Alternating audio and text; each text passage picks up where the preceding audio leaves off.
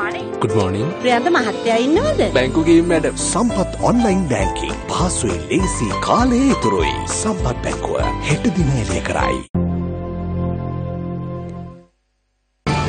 UNP and UPFA to finalize their nominations list.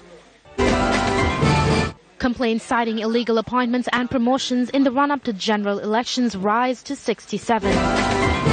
Special discussion gets underway to resolve issues centering the wage hike for estate workers. And a suspect nabbed at the Katonaike airport for the possession of intoxicant pills.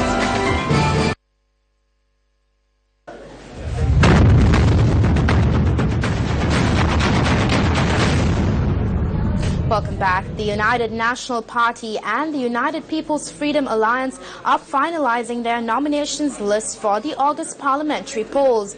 Handing in of the UPFA nominations list for a number of districts got underway today. Opposition leader Nimal Siripala de Silva said that the nominations list for the Badula district was handed over today. He added that Dylan Pereira has not been included in the list of nominees and noted that he will instead be included in the national list. Meanwhile, several political parties submitted their nominations for a number of districts today as well. The Frontline Socialist Party, representing the Digamadula district, handed over their nominations to the district returning officer's office today. The group included party nominees.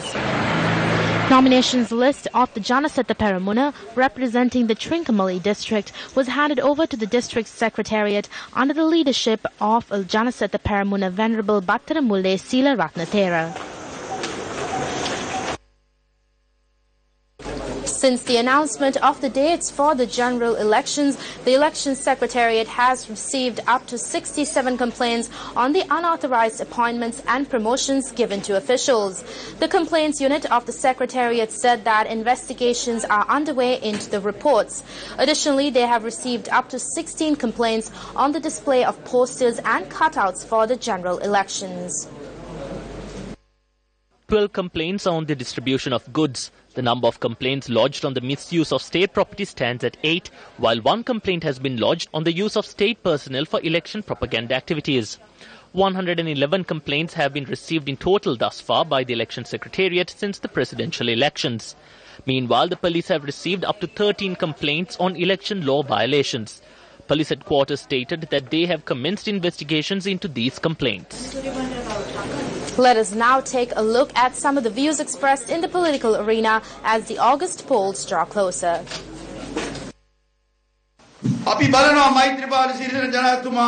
We will observe as to whether President Maithripala Sirisena will fall into the same pile of garbage. We do not know what his decision was in the nomination process. Persons accused of corruption and fraud have not been taken before the law as yet, but they have been given nominations. The United National Party lacks experience. The UNP ministers cannot undertake these tasks. That is the truth. They do not have the experience to operate a government. The chairmen of Pradeshia Sabhas have more experience than UNP cabinet ministers. The United National Party is ahead in the election campaign race. However, members of the Sri Lanka Freedom Party are still waiting to see who will receive nominations, who will not. They are waiting to see who will place their signatures first. Will it be Maitri's group or will it be Mahinda's group? Will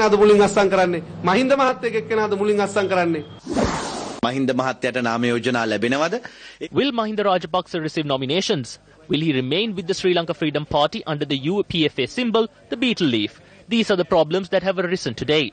There is no other problem in the country today. No one is affected that the price of tea leaves have come down. No one is concerned that rubber which is purchased at 300 rupees cannot be sold for even 150 rupees. The massive financial fraud that took place at the central bank amounting to 5,560,000,000 rupees is not an issue today.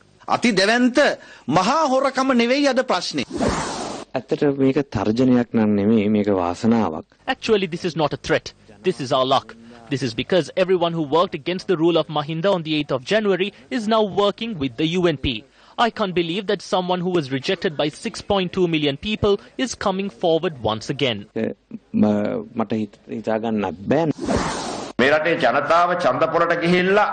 When the people of this country head to the polling stations, the most important task is to think of the future of the country and elect the right people to power.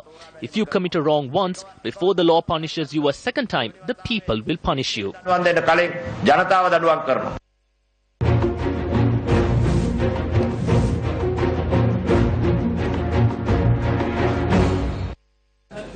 An individual who attempted to smuggle more than 11,000 tablets that are used as an intoxicant was arrested at the Katunaika International Airport. The arrest was made by the Police Narcotics Bureau.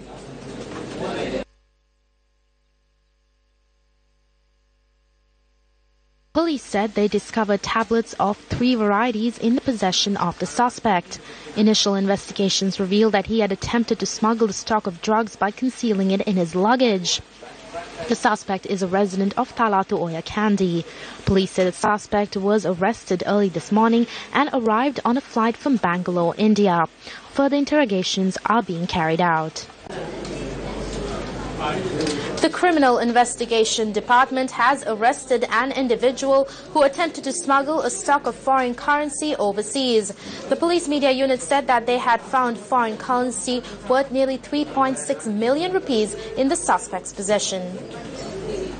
The CID found 6,485 American dollars, 39,500 Saudi Arabian riyals and 6 Australian dollars in the suspect's possession. The suspect is said to be a 46-year-old resident of Kandy. Initial investigations revealed this suspect attempted to smuggle the foreign currency to Singapore. The suspect has been handed over to customs at the airport for further investigation.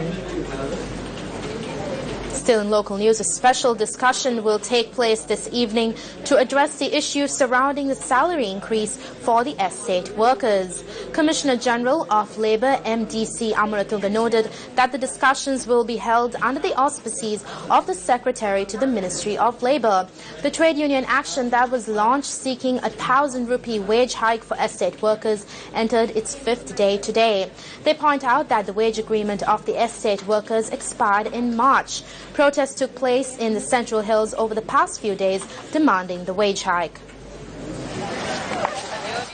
Estate workers are currently protesting in Pundaluoya.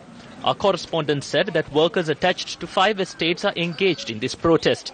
A slowdown or a go-slow protest was staged by estate workers today as discussions between the trade unions demanding for a wage hike and the Employers' Federation were unsuccessful.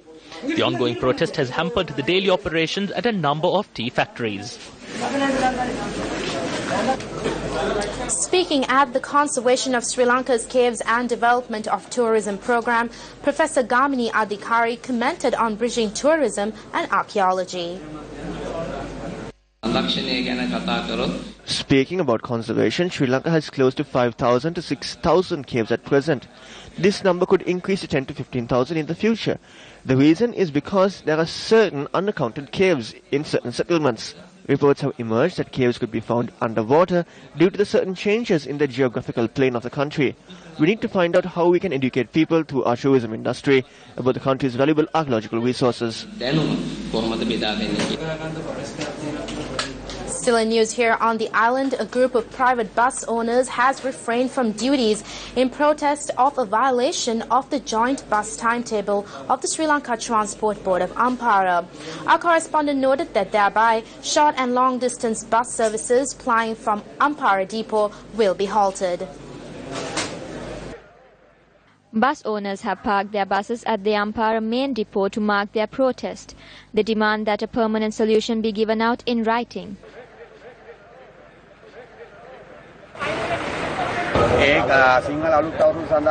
They said that these buses were being deployed in line with the Sinhala and Tamil New Year.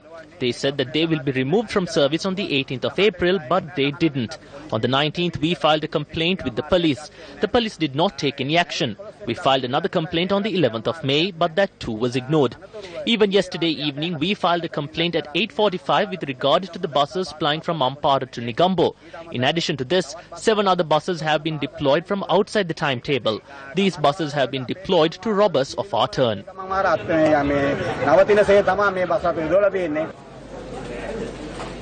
Well, Newsfirst made inquiries from the Director General of the Road Passenger Transport Authority, WMH Uday Kumar. The Director General said that on prior occasion, successful discussions were held to add SLTB buses to existing timetables. Uday Kumar said that steps are being taken to provide solutions to existing issues. Still in local news, the Ministry of Environment and Mahavali Development says that compensation will be given within 1 month to all individuals affected by the Uma Oya project. The Secretary to the Ministry, Nihal Rupasinghe, said an assessment is being conducted to identify those affected.